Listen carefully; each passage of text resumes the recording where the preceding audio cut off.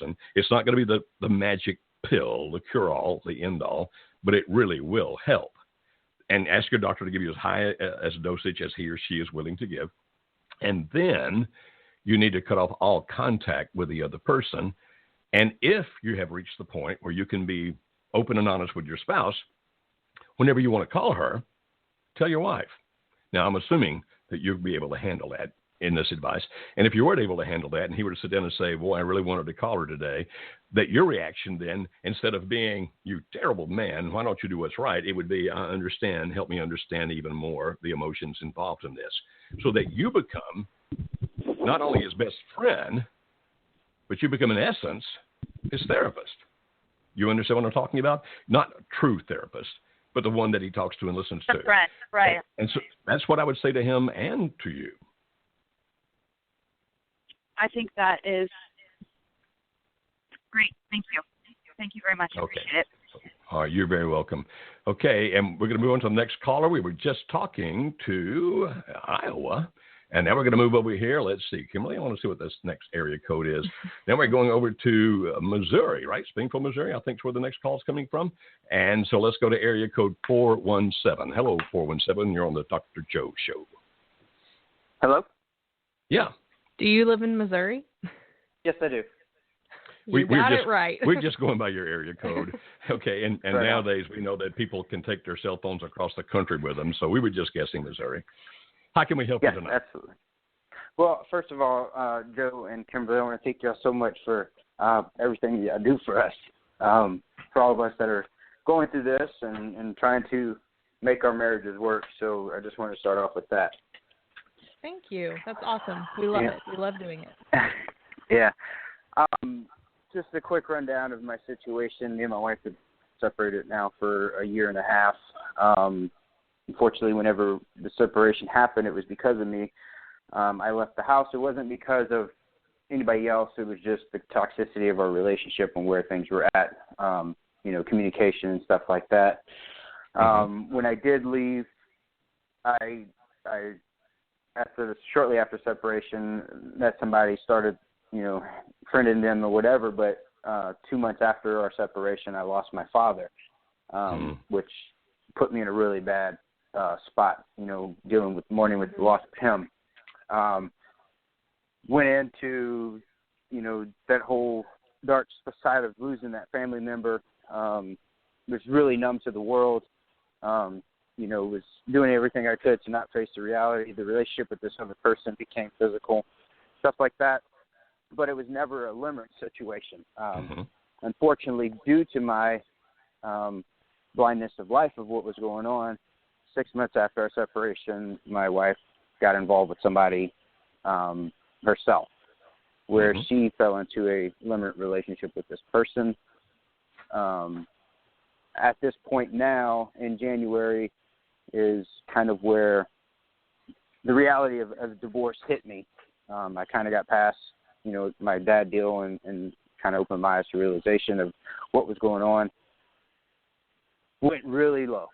I mean, it's like one thing and another. But I decided that I was going to start doing everything I could to save my marriage. At that point in January, she tells me it's over, it's done, she's with somebody else, all this other stuff. And I started to work on myself and do things. And come March, we were spending time here and there with the kids. We had 2 kids, and just doing things together, nothing spectacular, nothing like that. And at that time, one night, we were hanging out, had a good night. Instead of ending the night there, we're continuing conversation and text message. She was telling me, I had to prove it to her that, of course, I wanted to fight for my love and this and that. And then she asked the question of, well, tell me everything. And I'm like, well, here's my first opportunity to show her that I don't want to lie, I don't want to do this. So I told her everything, and all the progress was swept away. We went back to, I'm not going to be your wife, I hate you, don't talk to me unless it's about the kids and all this other stuff. Yeah. So I was 10 steps back behind the starting line from where I was now. Up until this point, I continued to work on things, found your program, been working on that, doing all that stuff, got myself in a really good place. Things were moving forward, about a month and a half or so ago, we went 2 weeks where we spent every day together with the kids and doing stuff and everything. And I thought I wasn't allowing myself to get too excited about stuff because I know the process of 3 steps forward, 2 steps back, and all this other stuff. And at the end of 2 weeks, she suddenly and abruptly stopped it, said, I enjoy spending time with you and everything, but we're spending too much time together. I don't want the kids to get their hopes up, and she just ended it all. And it's been about a month and a half now, and it's kind of like, you know, I kind of regressed in my progressions as far as myself and stuff like that, and kind of went back into a mild, you know, depression time and stuff like that, dealing with it. So do you feel like she's pulling you back and forth, like teasing you, so to say? It hasn't been, because after the 2.5 weeks when she's ended it, it's like we really haven't had, you know, a whole lot of, you know, conversations and stuff. We had one conversation, you know, I wanted to talk about our situation, but she doesn't talk about divorce. She doesn't say she wants one. She just says she needs time. She doesn't know what she wants. You know, she told me she loves me like a brother, but she's not in love with me. I mean, all the typical, you know, stuff we hear that a lot. Talk about in your program. Right. So how tonight can we help you? What can we do for you?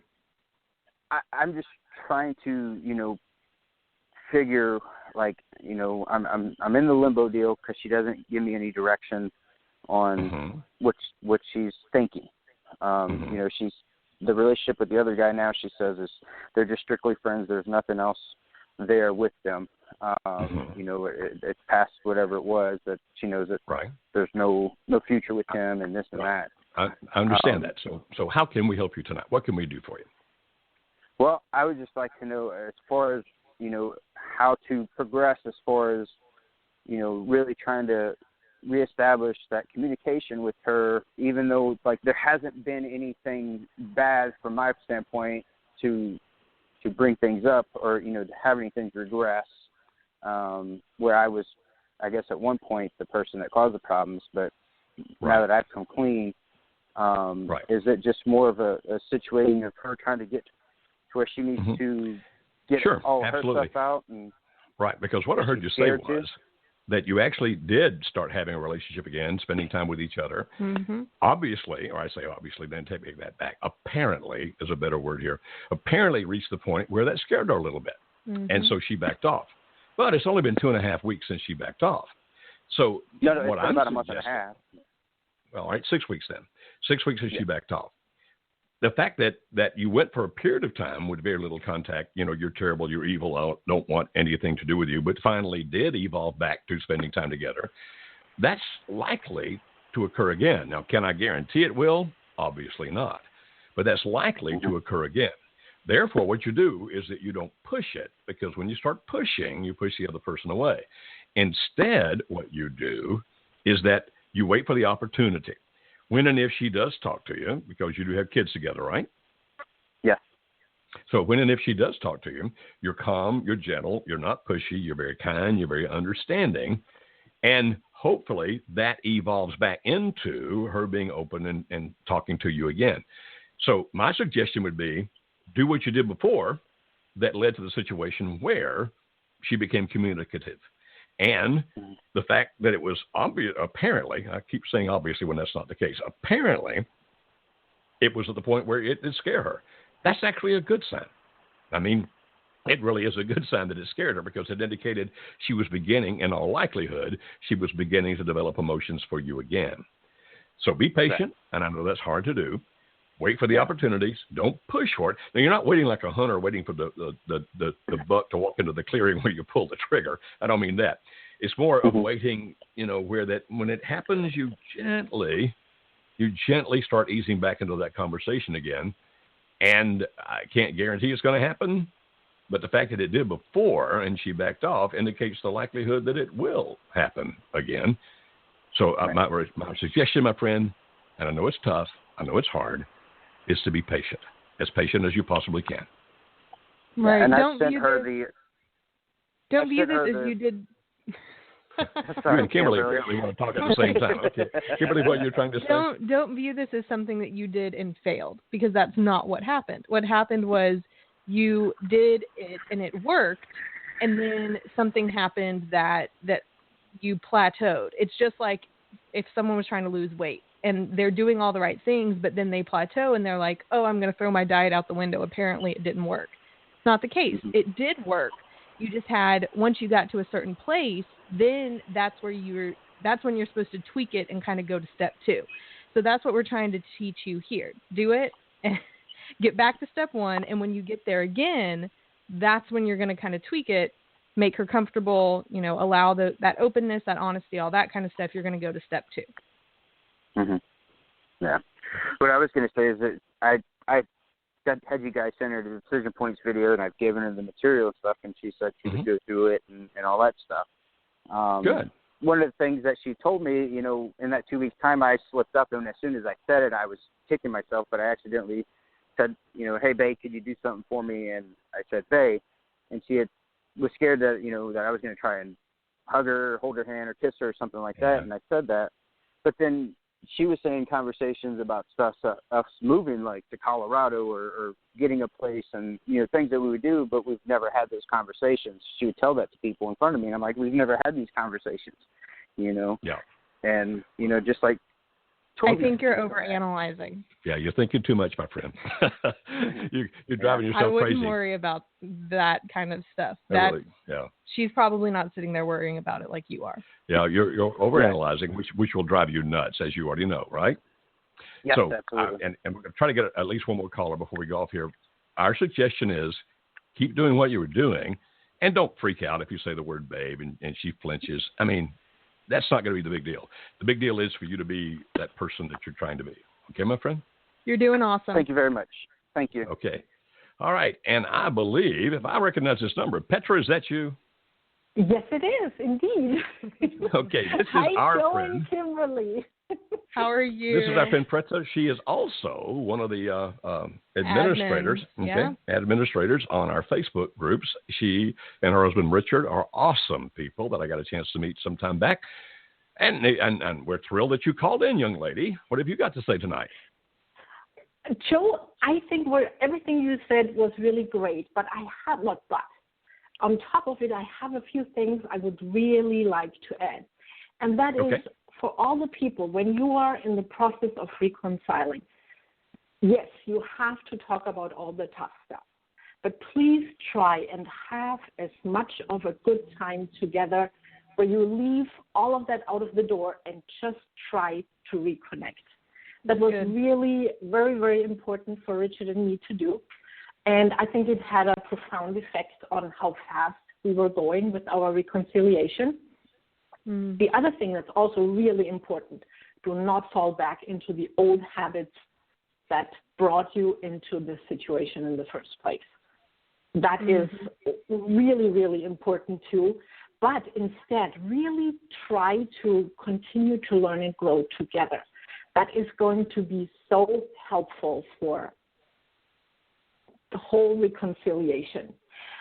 Also, if you can, get a coach, a good coach, especially in the beginning, because there are going to be problems, at least they were in our case. And even though Kimberly told us that we were on the fast track to reconciliation, last year I was still journaling. And when I look back to where we were a year ago, meaning half a year into reconciliation already, when I read what I wrote back then, I can see how far we have come. So please be patient, be patient, be patient. And as long as you move into a good direction, even if it's very slow, that's wonderful. So that's all I wanted to say. Well, I think what you said is awesome, young lady. Really good. That's a really great reminder for even the two people that just called in of it's a slow progress. There's not a magic pill you can take. There's not something that's going to fix it in just a short amount of time. It takes time for these things to happen. And I think what you talked about is definitely right on target. I'm glad you added that. I think that adds to what we talked about in a great way, young lady. And I really appreciate you doing that. Okay. Thank you for calling in. You have a good evening. Okay. Kimberly, what would you like to say to these folks here? This was a great topic tonight. I didn't know what it was till I sat down.